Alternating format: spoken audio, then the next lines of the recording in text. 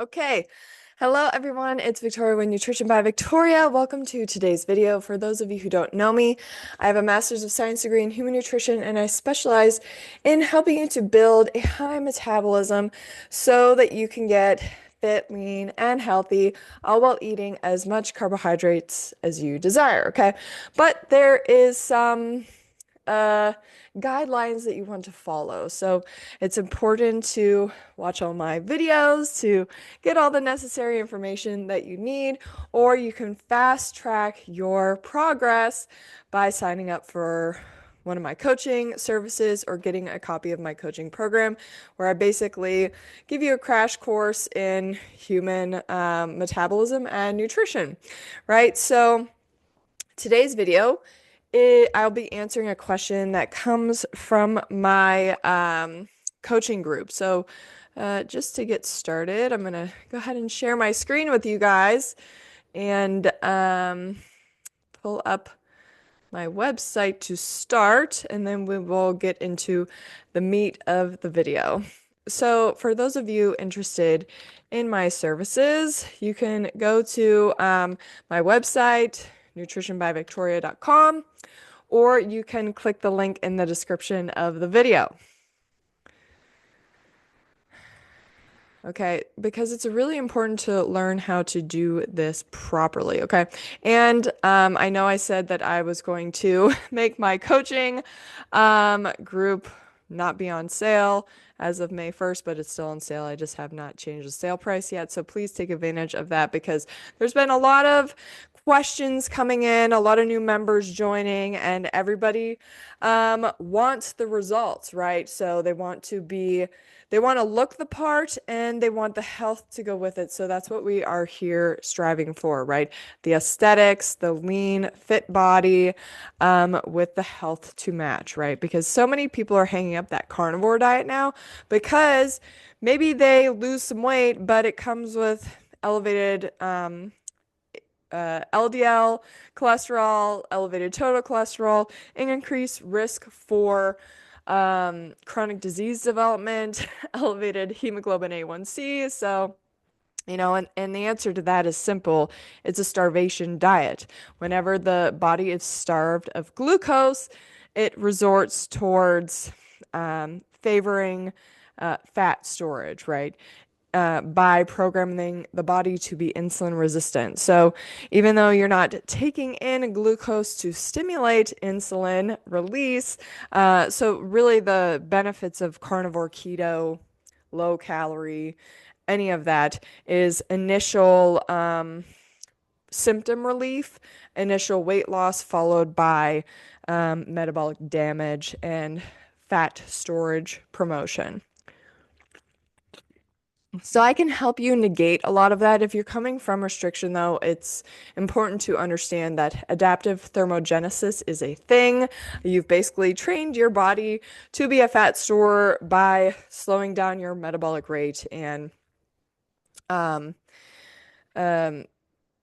causing your body to favor fat storage because it thinks it's been in a famine, right? So there is a cascade of biochemical processes that occur that promote this, and it's a survival mechanism. But you know what? Everything goes back to baseline, back to normal, back to optimal functioning once you retrain the metabolism how to work correctly, just by feeding yourself properly and basically implementing the fundamentals for optimal health, right? Optimal diet and health, which is included in my coaching program. So I've got my coaching program that teaches you everything that you need to know about human metabolism and then how to implement the diet and lifestyle. Then I've got my coaching group where you can ask questions, follow up with me, get support from me and the members. And then I also have one-on-one calls as well. And I really appreciate all the clients that I've been working with, where I get to help you specifically troubleshoot what's going on. And you can ask as many questions as you like. And, it comes with a follow-up like guideline recommendations so that you can start moving in the right direction. Okay. So enough of this, let's get to the meat of the video. So the question comes from my coaching group today, all right? It's in response to this video with Dr. Peter Rodgers. I love Dr. Peter Rodgers. I think he is so intelligent, so phenomenal, but like many, he contradicts himself a lot when it comes to fructose in particular, fruit, okay, sugar. So this video, let's see, I'll get the title of it for you. This just came out a day ago. Jeff Nelson with Veg Source did the interview with Dr. Peter Rodgers, and the video itself is called Exercise, Fructose, and Mitochondria. Featuring Peter Rodgers, MD. I will leave a link for this video in the description of my video if you want to check out the whole video. I highly, highly, highly recommend watching the entire video. We're just going to watch a clip of it right now where I'm going to kind of clear up any confusion in regards to fructose. But the video is so educational. I mean, I feel like my coaching program is extremely educational, and it's very gives you a very basic foundational understanding of the human metabolism. And Peter Rodgers just takes up certain aspects of my coaching program up a notch. So if you've taken my coaching program, I highly recommend watching this video because it may increase your understanding of some of the concepts there. I actually learned quite a bit of information just from watching this video about, who discovered the TCA cycle, who discovered oxidative phosphorylation, and just more intricate details about those processes.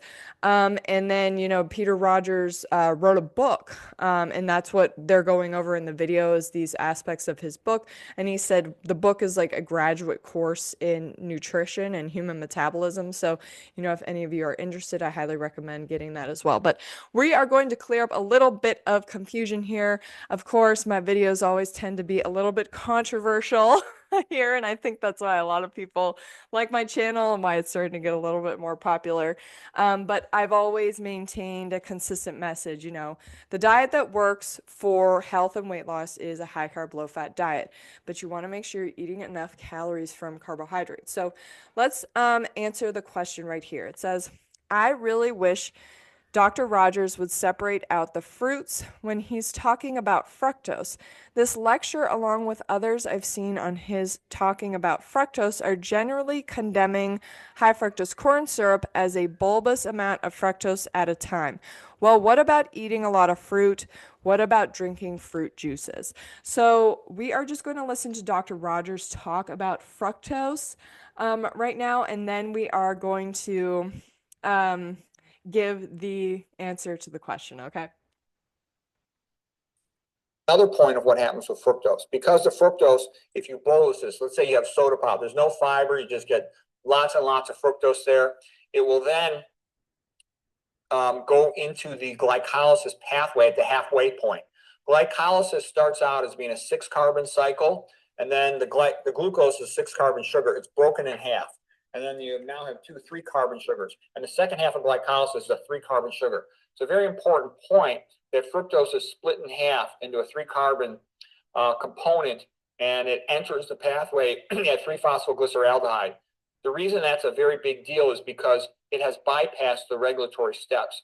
This means this pathway can run in an uncontrolled excessive amount. Okay, so what I just want to provide right now is a little bit of back science, okay? So back history, right?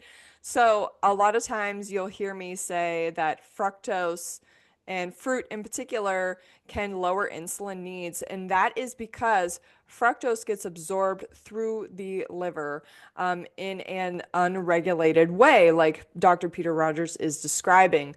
So it doesn't require insulin. There's no insulin response to fructose, but you have to think about it, though, that fruit in particular is going to be about a 50-50 split of glucose to fructose. So there is going to be some insulin stimulation. But if you're somebody who is insulin resistant, having fruit is going to be beneficial because it's going to lower your insulin needs, which can promote insulin sensitivity over time, especially for somebody who is experiencing insulin resistance and high blood sugar. Now, what he is talking about here is that if you're consuming a large amount of fructose, that's going to enter the circulation very rapidly because there's no control variables at present, which would include fiber in particular. So, fiber helps to regulate fructose release from digestion and into the bloodstream where it's going to get processed by the liver. So, if you are somebody who's dealing with any kind of symptoms related to, insulin resistance, fatty liver disease, elevated uric acid levels, then having whole fruit is going to be more beneficial for you. Okay, and we're going to continue listening to what Rodgers has to say as well. And so now you produce all this end product of glycolysis, pyruvate, and the liver cell's like, hey, why did you do that? I don't need all this. What am I going to do with it? And this is also the precursor molecule, acetyl-CoA, for making fat. So the liver will. It's important to note here, though, that the a bolus of fructose, right, that enters into the circulation and starts getting processed this way for energy metabolism or energy storage is going to be highly dependent on the person's metabolism, the metabolic rate. Like, how high is their metabolic rate? Are they burning a lot, or are they requiring a lot of ATP for energy production because they are a high level athlete? Or are they somebody who has a slow metabolism from maybe coming from a keto carnivore diet? So the fate of acetyl-CoA is going to be variable based on someone's metabolic rate. Will make this into fat. So if the person eats lots of fructose but does not exercise, there will be a tendency. And he just verified what I was saying right there, that if somebody isn't exercising and they have a lower metabolic rate and their body is favoring fat storage because they've been calorie restricting or following a keto diet or following a carnivore diet, then the body is going to favor fat synthesis, right, over energy production because there is too much buildup of acetyl-CoA from the unregulated fructose bolus coming in from the diet, right? Tendency for that to be made into fat. So you get a fatty liver. Fatty liver is like prediabetes and diabetes of the liver. Once the liver has an excessive accumulation of fat, it will release more of these particles into the blood, the very low density lipoproteins in particular. You'll also get increased triglycerides in the blood. So you get. So these factors, when you go get blood work and let's say you have elevated LDLs or elevated triglycerides or both. In my blood work I had 6 months ago, my triglycerides were elevated, but my LDL was normal. But it still is an indicator of some favoring of fat synthesis, right? There's some insulin resistance present. Get hyperlipidemia. That's bad. So basically, what I'm trying to say is that the consumption of the fructose, the amount of fructose, isn't inherently going to turn into fat, right?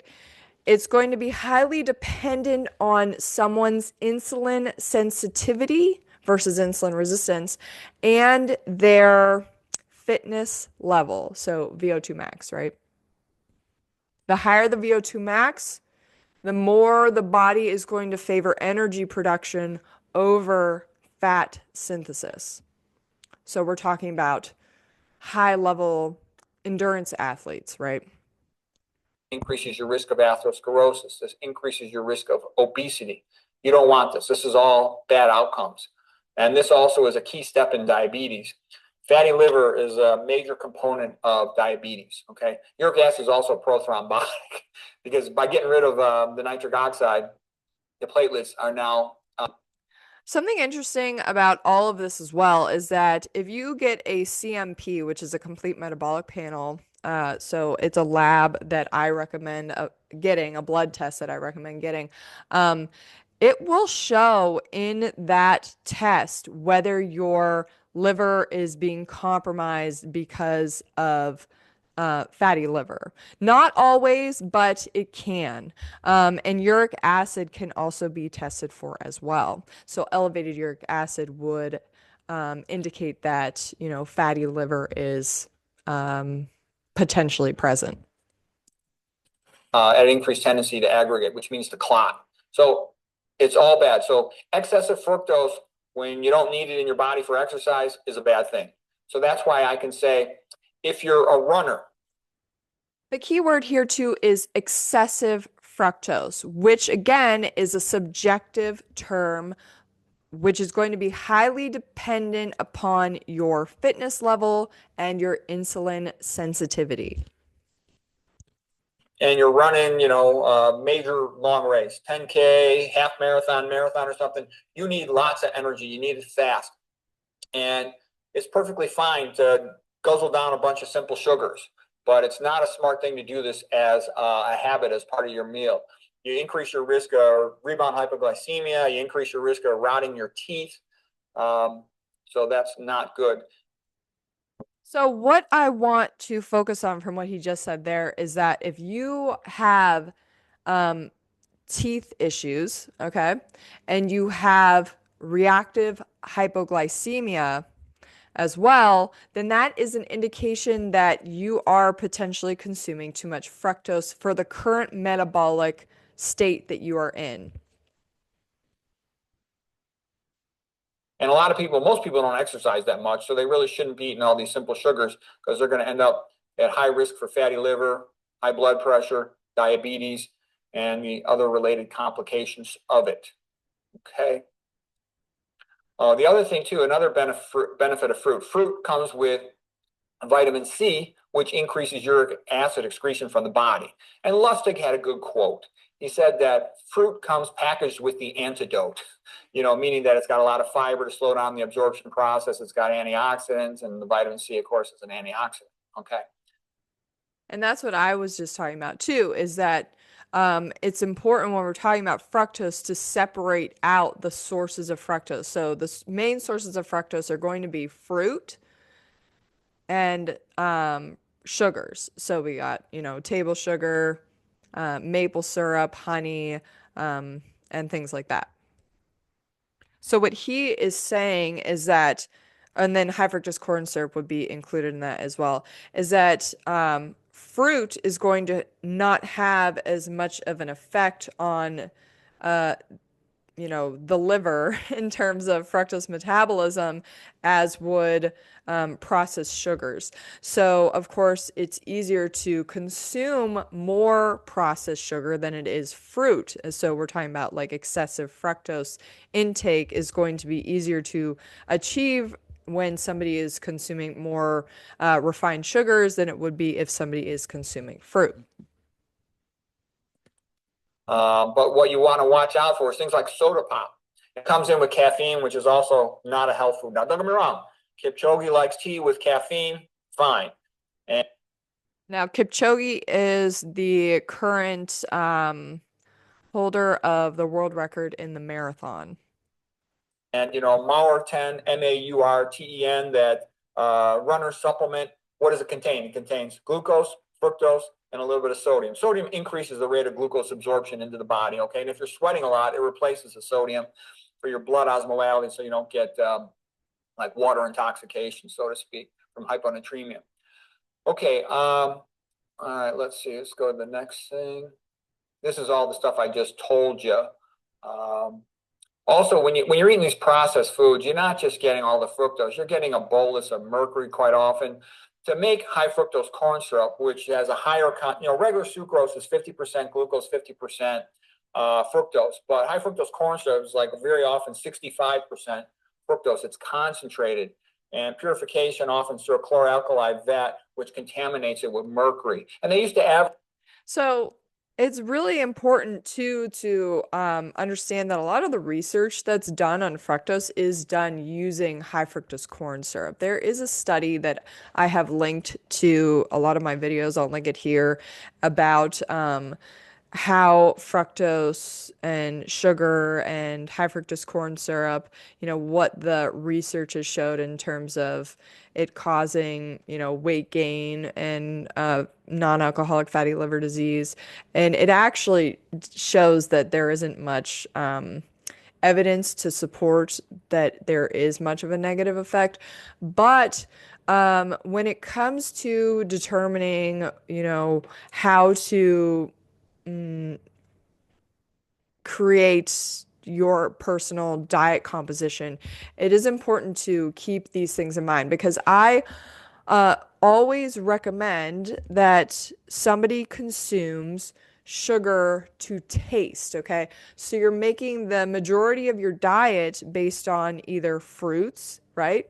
Or starches as your main carbohydrate component, and then you're using sugar to taste to, satiate you during the meal, right? Let's say the fruit, wasn't that sweet. But let's say the fruit really is very sweet, and so then you find that you don't need to sweeten it up. And then with starches, I never find myself like needing to add sugar to starches. I mean, usually ready for a savory meal by the time I get to my starch meal. But I generally recommend following like a fruit till four type diet where you're having fruit for breakfast, fruit for lunch, and then a starch dinner, and then adding sugar to taste if your fruit meal isn't as satisfying or it, isn't enough calories, right? Because a lot of fruit can tend to be low in calorie density. Advertise high fructose corn syrup as a preservative, but they wouldn't say it's a preservative because it contains mercury. Okay, I want to, he does say in this video that, um, some people can eat too much fruit, and I think that's where, the question kind of came from too, is that, you know,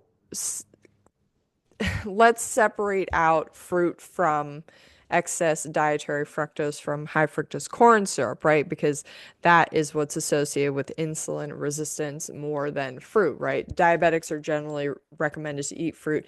And I can guarantee you that no one presenting with non-alcoholic fatty liver disease is a fruitarian or somebody who eats a lot of fruit. With also having a low fat diet, right? So most of the research is going to be done on people who eat a mixed diet where the fat intake is not controlled for, and that is going to change the fate of fructose metabolism as well. So it's all dependent on that acetyl-CoA concentration in the cell. So if you have a lot of fat in the diet and then you have a lot of fructose coming in and then you have a lot of glucose as well, then there's going to be too much acetyl-CoA and that's going to just get shipped to fat storage. Okay, let me see if he brings up here. Let's go like this.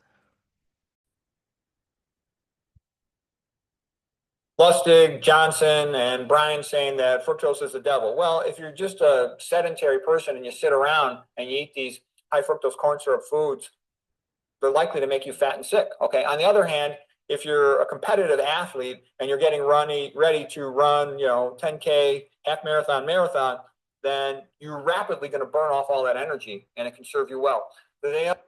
So, if you're in During Rider's coaching group, he will say to people who aren't getting results that they're not following his protocols completely.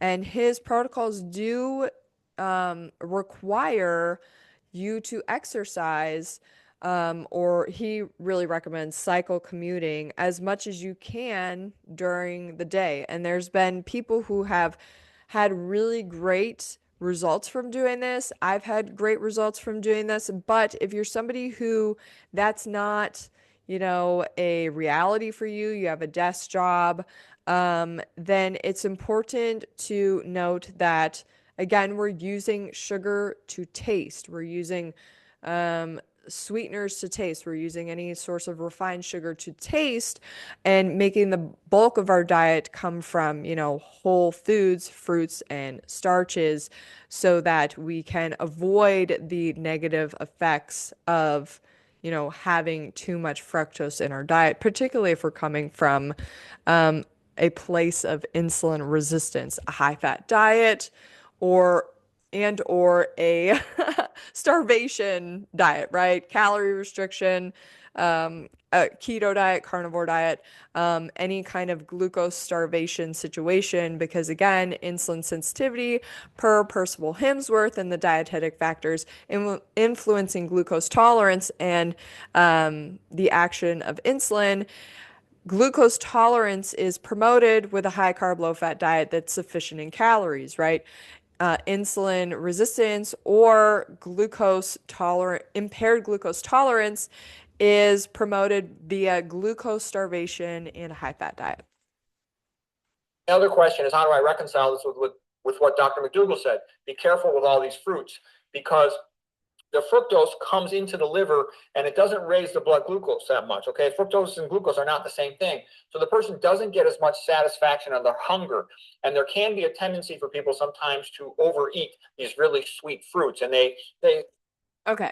This is where we're going to be listening to somebody else here in just a second to clue us in on the reality of if you actually can consume too much fruit and if there is a negative effect. Now, what I don't particularly think is beneficial for the viewers here is that he goes from talking about high fructose corn syrup and the excessive intake and it being a causative factor for the promotion of insulin resistance and non-alcoholic fatty liver disease to saying that somebody can eat too much fruit, even though he just told us that fruit comes packaged with fiber and vitamin C and polyphenols and all these other things that actually help to prevent any negative effects of, fructose, excess fructose accumulation, right? So let's just finish up hearing what Dr. Rodgers has to say. sort of, genetically breed them to be sweeter and sweeter. And I've had that experience too. Like if I'm eating apples, I can very quickly eat 10 apples, 12 apples, 15 apples, and keep going. Versus If you can eat 15 apples, it generally is a sign that you needed it, okay?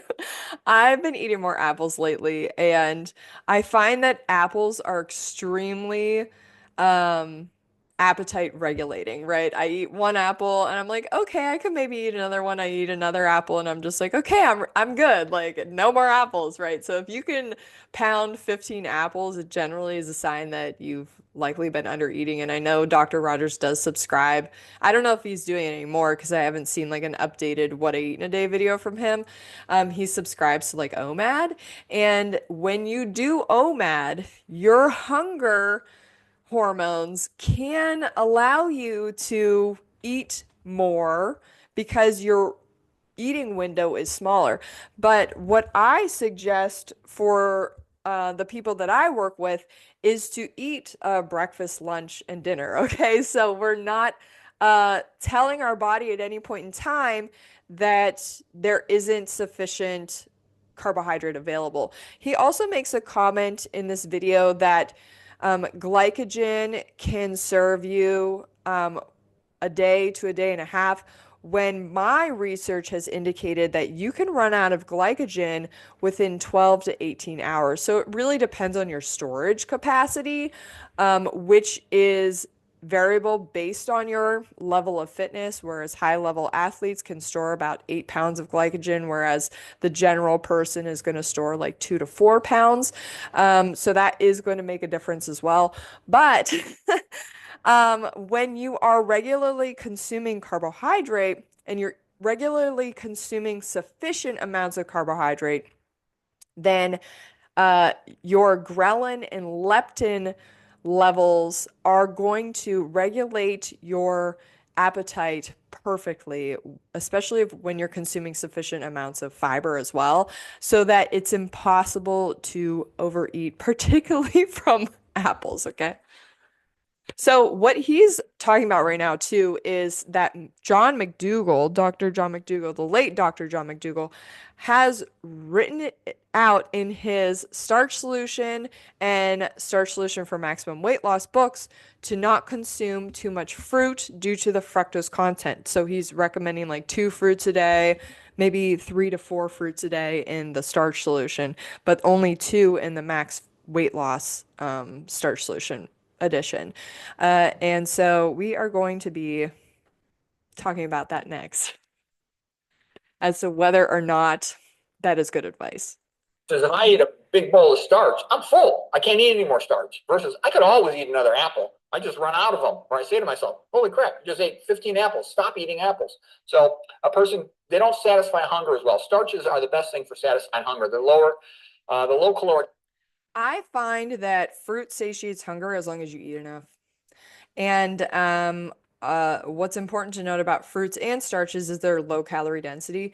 So a lot of times what you need to do in order to meet your calorie needs and in order to satiate yourself is add some high calorie density carbohydrate add-ons. So dried fruit, juice, added sugar, flour products, um, more dried foods like rice cakes, etc., are going to be more of your high calorie density carbohydrate options. You add those on to your low calorie density foundational diet, and you've got carbohydrate or you've got appetite satiation and regulation with a very ultra low fat diet, which promotes insulin sensitivity and results aesthetically and health wise in the post. Density is part of why that works in raising the blood glucose more quickly. Okay, anyways.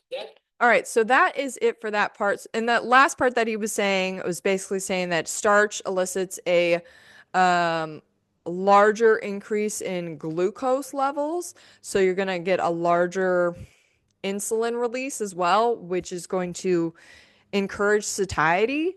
And I mean, he's correct there in saying that.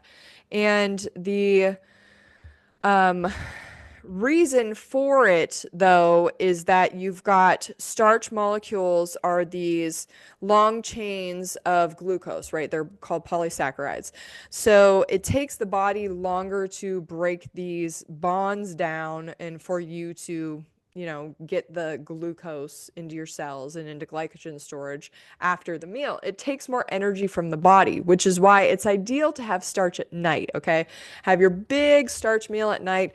So then you've got glucose for right now, you've got glycogen for later, and you've got glycogen that's going to last you through the night because your body is going to take longer time to digest this meal, right? It's going to hold you over. So the reason why I recommend fruits during the day is that they break down so much easier, okay? So they're quicker to digest, they're quicker to give you energy, and they're easier to digest. And because they don't elicit a large insulin response because your blood sugar levels aren't going up the same as they do when you're consuming starch, you end up becoming more insulin sensitive faster. Okay, so I hope that makes sense. Now we are going to watch Dr. Greger respond to Peter Rodgers' claim that you can eat too much fruit. Okay, so this video, the title of it is called How Much Fruit is Too Much Fruit? And this is found at nutritionfacts.org, and it's Dr. Greger, Michael Greger talking here. So we got doctor versus doctor. Okay, you guys ready? Previously, I explored how adding blueberries to our meals can actually blunt the detrimental effects of high glycemic foods. But how many berries? The purpose of this study was to determine the minimum level of blueberry consumption at which a consumer may realistically expect to receive an antioxidant benefit after eating blueberries with a sugary breakfast cereal. If we eat a bowl of cornflakes with no berries, within 2 hours, so many free radicals are created it puts us into oxidative debt. The antioxidant power of our bloodstream drops below where we started from before breakfast as the antioxidants in our body get used up. and a quarter cup of blueberries didn't seem to help much, but a half cup of blueberries did. So that part of the video is important to take note of because the cereal consumed without the blueberries um, put the body into oxidative stress, right? Oxidative debt. So when we add fruit to the refined carbohydrate, or if we were to add a vegetable as well, it'll have the same effect, that it actually neutralizes the negative effect that a refined carbohydrate would have on our body. And actually, he goes into more detail with a different study in relation to that. So I encourage exploring that. But we'll continue on here. So, fruit already is showing that it is a very powerful food. What about fruit for diabetics? Most guidelines recommend eating a diet with a high intake of fiber-rich food, including fruit, because they're so healthy. Antioxidants, anti-inflammatory, improve arterial function, and reduce cancer risk. However, some health professionals have concerns about the sugar content of fruit and therefore recommend restricting the fruit intake. Okay, So that would be the late Dr. John McDougall and what Peter Rodgers is suggesting as well as a lot of those like low carb people like Dr. Lustig and co, who, by the way, is not exactly looking the part. That is Dr. Lustig that I'm referring to. let's put it to the test. Diabetics are randomized into two groups, one told to eat at least 2 pieces of fruit a day, and the other told at most 2 fruits a day. The reduced fruit group reduced their fruit, but had no effect on the control of their diabetes or weight, and so the intake of fruit should not be restricted in patients with type 2 diabetes. Okay, so Dr. John McDougall's recommendation to stick to only 2 fruit max was not beneficial for the patients, right? It says a recommendation to reduce fruit intake as part of standard medical nutrition therapy in overweight patients with newly diagnosed type 2 diabetes resulted in eating less fruit. It had, however, no effect on hemoglobin A1C, right? So that it didn't go up or down with reducing the fruit intake, right? And it didn't change their weight or their waist circumference. We recommend that the intake of fruit should not be restricted in patients with type 2 diabetes, okay? An emerging literature has shown that low-dose fructose may actually benefit blood sugar control. So having a piece of fruit with each meal would be expected to lower, not raise, the blood sugar response. The threshold for toxicity of fructose may be around 50 grams. The problem is that's the current average adult fructose consumption thanks to industrial sugars like table sugar and high fructose corn syrup. So the levels of half of all adults are likely above the threshold for fructose toxicity, and adolescents currently average 75. What's interesting about this study is he's literally comparing fruit to refined sugars, right? And the impact on blood sugar levels. Or actually, really, fructose toxicity, which is what Dr. Peter Rodgers was talking about. Now, is that the limit for added sugars or for all fructose? If we don't want more than 50 and there's like 10 in a piece of fruit, should we not eat more than 5 fruit a day? Quoting from the Harvard Health Letter, the nutritional problems of fructose and sugar come when they are added to foods. Fruit, on the other hand, is beneficial in almost any amount. What do they mean by almost? Can we eat 10 fruit a day? How about 20 fruit a day? It's actually been put to the test. 17 people were made to eat 20 servings a day of fruit, despite the extraordinarily high fructose content of their diet, presumably about 200 grams a day, 8 cans 200 grams a day of fructose is what that equated to with 20 pieces of fruit a day. a soda worth. The investigators reported no adverse effects, possible benefit actually, for body weight, blood pressure, and insulin and lipid levels, fats in the blood after 3 to 6 months. More recently, Jenkins and colleagues put people on about a 20 servings of fruit a day diet for a few weeks and no adverse effects on weight or blood pressure or triglycerides, and an astounding 38-point drop in LDL cholesterol. There was one side effect, though, given the 44 servings of vegetables they had on top of all that fruit. They recorded the largest bowel movements apparently ever documented in a dietary intervention. Okay, so I just want to re rewind that for just a second there. Okay.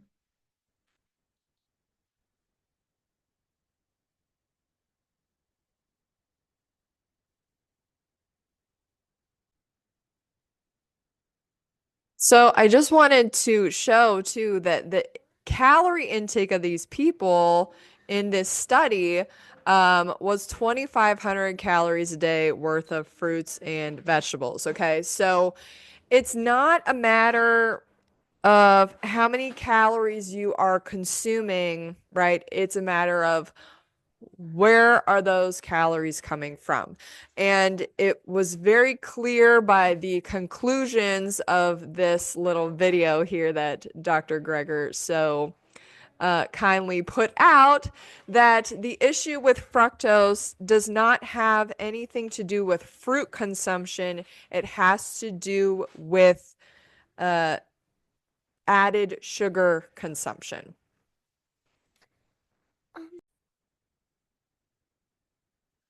Okay, and what I find to be extremely interesting too, actually, let's go ahead and watch this video next. Same thing with high blood pressure. Fructose from added sugars was associated with hypertension without the buzz in terms alcohol without the buzz in terms of this potential to inflict liver damage. What about the source of natural fructose? Fruit. Only industrial, not fruit fructose intake was associated with declining liver function. Same thing with high blood pressure. Fructose from added sugars was associated with hypertension, but fructose from natural fruits is not. If you compare the effects of a diet restricting fructose from both added sugars and fruit to one just restricting fructose from added sugars, the diet that kept the fruit did better. People lost more weight with the extra fruit present than if all fructose was restricted across the board. The deleterious effect of fructose was limited to industrial fructose, meaning table sugar and high fructose corn syrup, with no evidence for a negative effect of the fructose in whole fruit. This apparent inconsistency might be explained by the positive effects of other nutrients, like fiber and antioxidants, in fresh fruit. Well, And that's what Dr. Rodgers was suggesting as well, per Dr. Lustig, ironically. But I think it's important for him to start making this distinction in his videos where he's educating the public about fructose, but he's also grouping fruit consumption in with refined sugar, right? Table sugar and high fructose corn syrup, where those foods, when consumed in excess, depending on a person's fitness level and metabolism, can have a negative effect. let's find out. If you have people drink a glass of water with 3 tablespoons of table sugar in it, which is like a can of soda, this is the big spike in blood sugar you get within the first half hour. Our body freaks out and releases so much insulin to drive down this spike, we actually overshoot. And 90 minutes in, we're relatively hypoglycemic, dropping our blood sugar below where it was before we drank the sugar. Now, this is really important information for any of you who are experiencing reactive hypoglycemia when it comes to adding sugar to your diet, okay? In response, our body dumps fat into our bloodstream as if we're starving. Because our blood sugars just dropped so suddenly below fasting levels, our body got worried. So this is also going to release cortisol, trigger, the starvation biomechanics that are going to favor fat storage as well. So this is important to understand that if you are experiencing these symptoms in relation to consuming refined carbohydrate, that it is important to change things up a bit, have more fruit, right? As opposed to added sugar, that you can improve your blood sugar control and regulation. Now, what if you add blended berries in addition to the sugar, like a berry smoothie? Now, they have sugars of their own. In fact, in this experiment, an additional tablespoon of sugar's worth. So the blood sugar spike should be worse, right? No. Not only was there no additional blood sugar spike, here's the critical part. No hypoglycemic dip afterwards. Okay, so there is the importance of having fruit, okay, with your sugar, or really having, yeah, having the fruit, right, as the foundational aspect of your meal, and then adding the sugar to taste so you get this better blood sugar control out of the meal, right? No hypoglycemic dip. Blood sugar just went up and down without that overshoot and without the surge of fat into our blood. Something else that's important to note here too is when we have this like big surge in our blood sugar too, we are going to release more insulin. So when we have a lower surge in our blood sugar, then we're going to be using less insulin as well. So less insulin means less weight on your body too, because insulin is an anabolic hormone, right? So we want to have low circulating insulin levels for a lean body. This difference was attributed to the semi-solid consistency of the berry meals, which may have decreased the rate of stomach emptying compared to just guzzling sugar water. In addition, the soluble fiber in the berries has that kind of a gelling effect in the intestines that slows the release of sugars. Remember, I've always said that the most beneficial compounds for great digestion are soluble fiber and carbohydrate. To see if it was just the fiber, they repeated the experiment with berry juice that had all the sugar but none of the fiber. Now, as you can see, there's a kind of a clear difference observed early on in the blood sugar responses. At the 15-minute mark, the blood sugar spike was significantly reduced by the berry meals, but not by the juices. But the rest of the beneficial response, right, like at 90 minutes, were almost the same between the juice and the whole fruit, suggesting that fiber may just be part of it. It turns out there are fruit phytonutrients that inhibit the transportation of sugars through the intestinal wall into our bloodstream. Phytonutrients in foods like apples and strawberries can block some of the uptake of sugars by the cells lining our intestines. So, adding berries can actually blunt the insulin spike from high glycemic foods. Here's what white bread does to our insulin levels within 2 hours after eating it. Now, eat that same white bread with some berries, though, and you're able to blunt the spike. So, even though you've effectively added more sugars in the form of berries, there's less of an insulin spike, which has a variety of potential short and long term benefits. So, if you're gonna make pancakes, make sure they're blueberry pancakes. All right, guys, that is about it for this video. And that was the answer to the last part of the question about fruit juice, right? So fruit and fruit juice are handled differently. The fructose is handled differently. The food is handled differently than it is when we're talking about added sugars, right? So fruit is great. Added sugars, it's not that you need to avoid them completely, but it's important to take into consideration your own situation, right? Are you coming from insulin resistance? Are you coming from a starvation diet? Are you super, super active? Because the more active you are, the more carbohydrate you're going to need, and it's going to be harder to meet your needs just eating fruit and starch and some fruit juice alone. Some people can do it. Some people need the added sugars in order to encourage their metabolism to stay functioning at a high rate. So this is going to be the part that I can help you with, okay? In determining, how can added sugars benefit you, and maybe like how can they be negating some of your progress. So it really depends completely on the individual and where they are coming from. So let's say you're just managing your own situation, right? And you've been doing the high carb, low fat thing for a while now, and maybe you're at a weight loss or a weight plateau, right? And you're trying to lose more weight. Well, you have two options here, okay? You can either play around with your sugar intake if that is something that you've been including in your diet, or you can be focusing on getting fitter so that that sugar isn't going to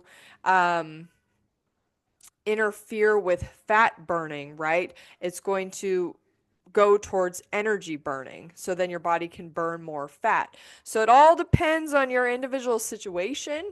For those coming from like a high fat standard American diet, I generally suggest getting off the fats first, and sometimes having some added sugar in your diet can help with that, especially if your palate is geared towards more fat. Then we want to really figure out how to satiate you. Okay, so that's just an example of what I can do to help you meet your goals. The other thing, too, I think as a general, is just to make sure that you're basing your meals on whole food carbohydrates, whether it's fruits or starches, and then you're adding sugar to taste ad libitum, right? Based on your individual needs. Okay, that's it for today's video. I hope that makes sense. I hope I cleared up some of the confusion about fructose and that it is excessive industrial fructose consumption, primarily coming from high fructose corn syrup and or, table sugar. We're talking about added sugars here, not fruit or fruit juice.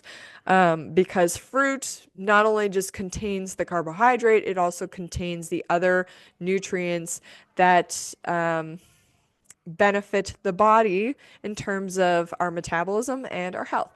Okay, thank you so much for watching this video. Leave any comments or questions down below. Let me know what you'd like me to focus on next. Please join up my coaching group or sign up for a one-on-one with me if you would like my help. And if you're interested in learning more information, my coaching program is for you. All right, take care, and I'll see you guys next time. Bye.